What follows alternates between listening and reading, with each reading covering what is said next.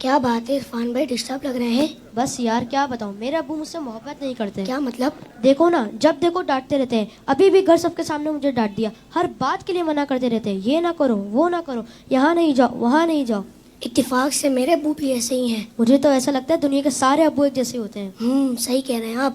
نہ کہیں گھومنے لے کر جاتے ہیں اور نہ ہی کوئی میری فرمائش پوری کرتے ہیں. صرف سنڈے کے سنڈے دیکھنے کو ملتے ہیں، ورنہ صبح جاتے ہیں اور رات کو ہمارے سونے کے بعد آتے ہیں. دوسرے بچوں کے پاپا انہیں مہنگے مہنگے کھلونے اور چیزیں دلاتے ہیں. میرے ابو تو بس مجھے امید ہی دیتے رہتے ہیں. جی ہاں، آپ نے بالکل صحیح کہا. دنیا کے سارے ابو ایک جیسے ہی ہوتے ہیں.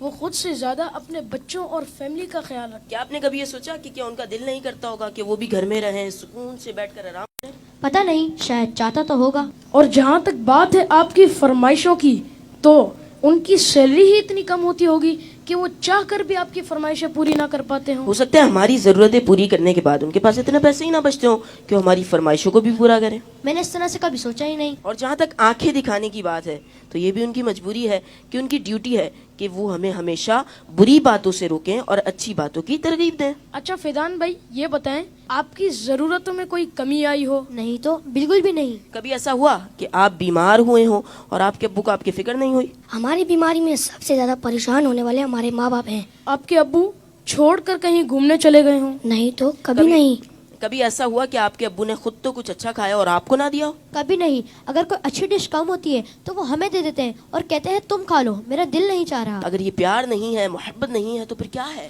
ماں اور باپ دونوں ہی محبت کرتے ہیں، لیکن ماں کی محبت نظر آ جاتی ہے اور باپ کی محبت کو محسوس کرنا پڑتا ہے. میں کتنا غلط سوچ رہا تھا اپنے ابو کے بارے میں. لو یو ابو. Love you very much. باپ باپ ہی ہوتا ہے. باپ ایک سایہ دار درخت ہوتا ہے. آج ان بچوں کی باتوں نے مجھے اپنے والد بھی یاد دلا دی ہے. واقعی اچھے کھانے انہوں نے ہمیں ہی کھلائے، اچھی چیزیں انہوں نے ہمیں ہی عطا کی.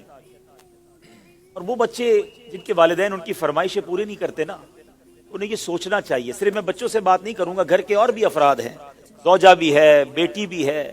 وہ کہتی ابو آپ ہمارے لیے کچھ لاتے نہیں ہیں. بیوی کہتی شوہر سے آپ کچھ لاتے نہیں. اس بیچارے سے تو پوچھو اس کی مجبوری کیا ہے.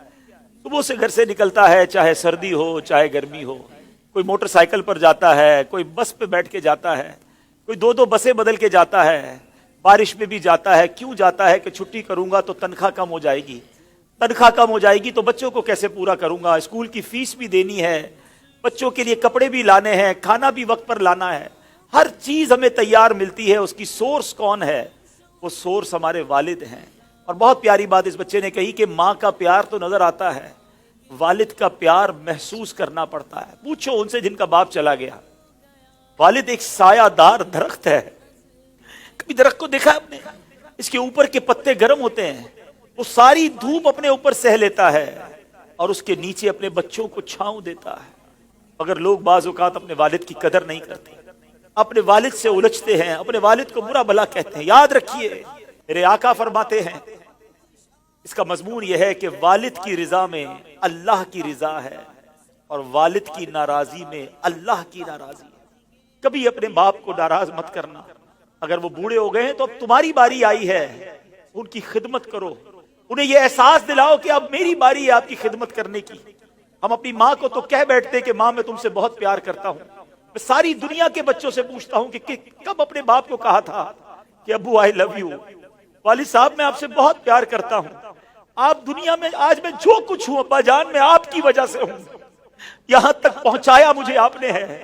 ارے جس نے انگلی پکڑ کر چلانا سکھایا، جس نے ہر مشکل میں کہا گھبرانا نہیں، میں تمہارے ساتھ ہوں. کہیں پھنس جاتا تھا تو ابو کے پاس آتا تھا، وہ کہتے بیٹا میں سنبھال لوں گا.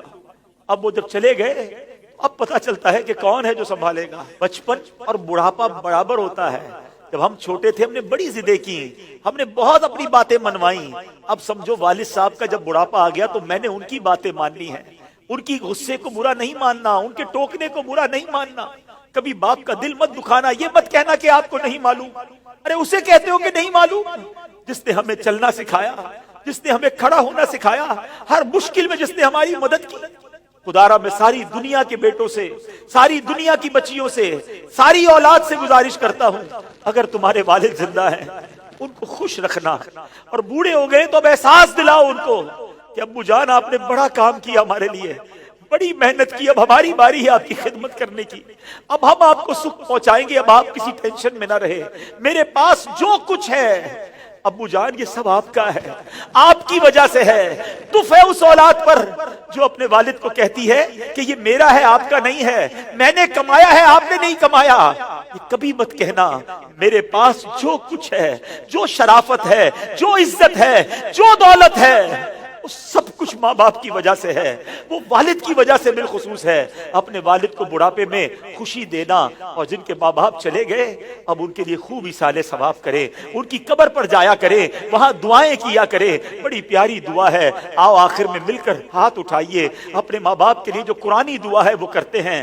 اللہم ارحمہما کما ربیانی صغیرا، اے اللہ ہمارے ماں باپ پر رحم فرما جیسا انہوں نے بچپن میں ہم پر رحم فرمایا۔ جن کے ماں باپ زندہ ہے مولا ان کو حیاتی عطا فرما، صحت عطا فرما، نیکیوں والی طویل زندگی عطا فرما، اور جن کے ماں باپ چلے گئے اے اللہ ان کی قبروں کو جنت کا باغ بنا دے، ان کی بے حساب مغفرت فرما۔ تیرے دربار میں ہم دعا کرتے ہیں، انہوں نے ہم پر بڑی مہربانیاں کی ہیں، تو ہمارے ماں باپ پر مہربانی فرما، آمین بجاہ النبی الامین صلی اللہ تعالی علیہ وسلم۔